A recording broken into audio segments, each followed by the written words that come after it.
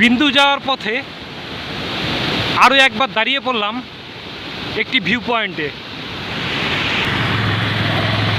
জায়গাটির মেন আকর্ষণের বিষয় হলো একটি পাথর। এই সামনে যে দেখা যাচ্ছে একটি বড় পাথর, এই পাথরটিকে বলে অ্যাপেল স্টোন। পাথরটির নিচের অংশটা কিছুটা ভাঙা, মনে হয় কেউ একটি আপেল নিচের দিকটা খেয়ে রেখে দিচ্ছে। পাথরটি আপেলের মতন দেখতে, ওর জন্য একে বলা হয় আপেল স্টোন। অ্যাপেল স্টোনের পাশ দিয়েই বয়ে চলেছে ছোট্ট একটি জলধারা। এখন আমি দাঁড়িয়ে রয়েছি ওই জলধারার উপরেই, যে ব্রিজ তৈরি হয়েছে ওই ব্রিজের উপরে। এই জলধারা কিছুটা গিয়েই জলঢাকা নদীর সাথে মিলিত হবে।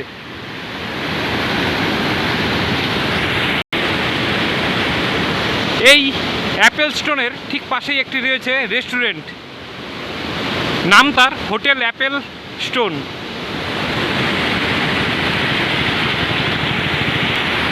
বিন্দু যাওয়ার পথে কোনো হোটেল নেই, আর তার জন্য এখানেই এই রেস্টুরেন্টেই অনেকে অর্ডার দিয়ে বিন্দু ঘুরে আসার পর খাওয়া দাওয়া করে। তো চলুন আস্তে আস্তে রেস্টুরেন্ট পাশ দিয়ে অ্যাপেল স্টোনের সামনে যাওয়া যাক।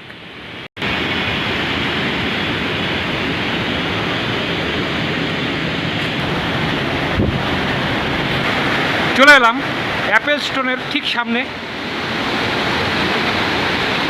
দেখতেই পাচ্ছেন পাথরটা একদম আপেলের মতনই দেখতে।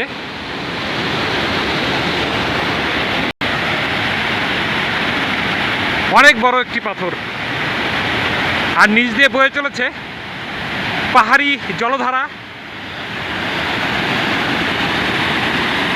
যা কিছুটা গিয়েই জলঢাকা নদীর সাথে মিলিত হবে। সামনে দেখা যাচ্ছে যে ব্রিজটি, ওই ব্রিজটিতে একটু আগে দাঁড়িয়েছিলাম। একদম পাথরের সামনে চলে এসেছি। এটা পাথরের নিচটা ভাঙা, খুব সুন্দর জায়গাটি।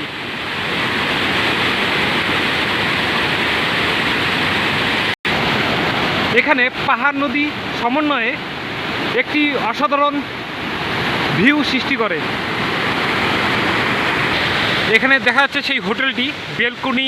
এই বেলকুনি থেকেই খাওয়া দাওয়া করতে করতে আপনি নদী এবং এই পাথরের মজা নিতে পারবেন। এখান থেকে বিন্দু মাত্র 3 কিলোমিটার এবং ঝালং মাত্র 6 কিলোমিটার, খুনিয়ামোড় 30 কিলোমিটার এবং শিলিগুড়ি থেকে এই জায়গাটির দূরত্ব প্রায় 100 কিলোমিটার।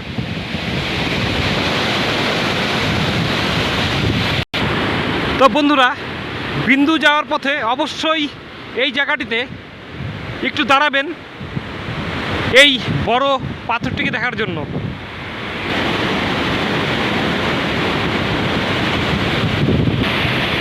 খুব সুন্দর জায়গাটি।